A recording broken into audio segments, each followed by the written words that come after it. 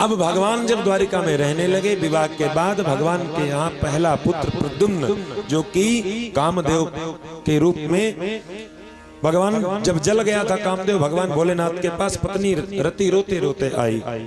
मैं क्या करूंगी, बिना पति के अवलंब के दुनिया में जी पाना संभव नहीं। तो शंकर भगवान बोले मैं क्या करूं, ये जल गया तो जल गया। बोले महाराज मैं कुछ नहीं जानती, कुछ करिए। तब भगवान भोलेनाथ ने कहा था द्वापर में जब कृष्ण का अवतार होगा तब तुम्हारा बेटा उन्हीं का पुत्र बन करके आएगा। और दूसरी बात, प्रद्युम्न जी कामदेव के रूप में आए, यानी कामदेव जी प्रद्युम्न के रूप में आए भगवान के बेटे बनकर।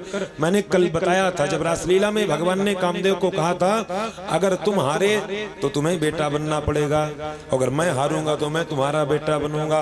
तो भगवान से कामदेव हार गया, इसलिए कामदेव को भगवान का बेटा। सुदेवांसो दग्धः प्राग्रुद्रमन्युना देहोपपत्तये भूय तमेव प्रत्यपद्यत।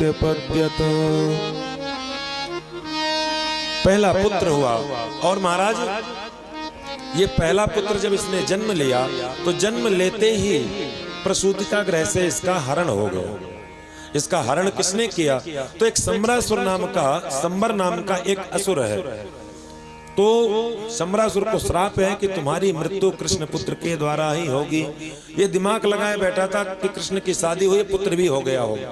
इसने क्या किया, जैसे ही जन्म हुआ अपनी मायावी विद्याओं के द्वारा इसने लेकर के प्रसूति का ग्रह से हरण कर लिया, लेकर समुद्र में फेंक दिया। और जब समुद्र में फेंक दिया तो एक विशालकाय बड़ी भारी मछली इसको निकल गई।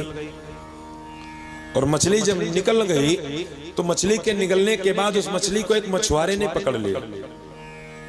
मछुआरे ने मछली को पकड़ा। मछुआरे ने सोचा मैं करूंगा क्या, इतनी बड़ी मछली को मैं क्या करूंगा, मेरे घर में तो खाने वाले इतने हैं नहीं। तो इसने क्या किया कि सम्रासुर के राज्य में इस मछली को बेच दिया। और सम्रासुर के राज्य में जब बेच दिया, सोचा इतने दैत्य हैं, इतने भीड़ है, इतने राक्षस हैं, सब इसको खा लेंगे। तो सम्रासुर के यहाँ वो मछली पहुंची। सम्रासुर के यहाँ रसोई बनाने का काम पूर्व जन्म में कामदेव की पत्नी जो रति थी, इस जन्म में मायावती के रूप में सम्रासुर के यहाँ रसोई बनाने का काम करती है। और इसको तरह तरह की माया विद्या प्राप्त है। इसने जब मछली का पेट फाड़ा तो एक बड़ा सुंदर सा बालक उस मछली के पेट से निकला। और महाराज उस बालक को देखा, बालक का लालन पालन किया, बालक को जल्दी हृष्ट कर दिया। एक दिन नारद जी का आगमन हुआ। नारद जी ने बताया देवी ये कौन है, बोले ये मेरा पुत्र है, मुझे प्राप्त हुआ है। नारद जी ने कहा ये तुम्हारा पुत्र नहीं है। तो कौन है, बोले आपका पुत्र नहीं बल्कि आपके श्रीमान जी हैं। तब तो जब पता चला, पूरी कहानी बताई, ये कृष्ण के पुत्र हैं, इनका हरण हुआ है, हरण करके समुद्र में फेंका गया, मछली ने इसको खा लिया। और वही मछली जो तुमने अभी पेट फाड़ा है, ये उसी के पेट से निकला हुआ बालक, ये तुम्हारा पति है। मायावती ने अपनी विद्याओं के द्वारा शीघ्र इस बालक को तरह तरह की पौष्टिक जड़ी बूटियों के द्वारा, विविध प्रकार की माया के द्वारा इसको शीघ्र ही जवान कर दिया। और महाराज जब जवान कर दिया तो इनके जो आव भाव थे, इनके जो क्रियाकलाप थे, तो किसी माता के समान दिखाई नहीं पड़े। ऐसा लगा जैसे कोई पत्नी हो। पत्नी के जैसे आव भाव को देख करके प्रद्युम्न जी ने पूछा कि आप कौन हैं, आप मेरा लालन पालन तो इस प्रकार कर रही हैं जैसे मेरी माँ हो, लेकिन आपके लालन पालन के अतिरिक्त जो आपके क्रियाकलाप मुझे दिख रहे हैं, इनमें एक पत्नी का स्वरूप झलक रहा। मातृभावमतिक्रम्य वर्तसे कामिनी यथा तामाह भगवान कर्षणी मातस्ते मतिरन्यथा।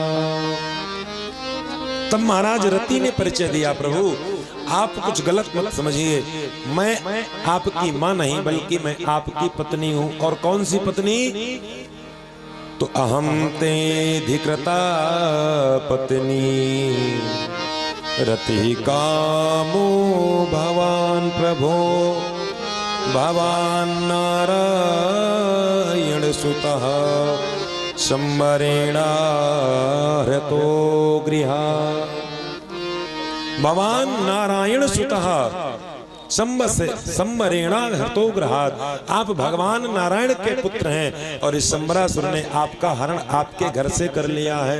और अहम तेदि कृता पत्नी, मैं आपकी कोई ऐसी वैसी पत्नी नहीं हूं, मैं आपकी अधिकृत पत्नी हूं, यानी सर्टिफाइड वाइफ, मैं आपकी अधिकृत पत्नी हूं। सारी कहानी बताई और महाराज मायावती ने विविध प्रकार की मायाओं के द्वारा और प्रद्युम्न जी ने अपने दिव्य पराक्रम के द्वारा, अब भगवान के पुत्र हैं तो भगवान के पुत्रों में भगवान के कुछ ना कुछ लक्षण तो होना ही चाहिए। तो विविध प्रकार की माया विद्या के द्वारा और महाराज अपने बल पराक्रम पौरुष के द्वारा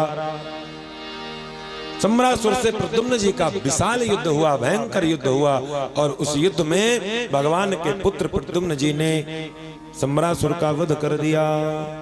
निशात मसिमुद्यम्यो सकिरीटम सकुंडलम शंबरस्य शिरः काया ताम्रस्मस्रोजसार। अपने पुत्र को पूरा वात्सल्य किया।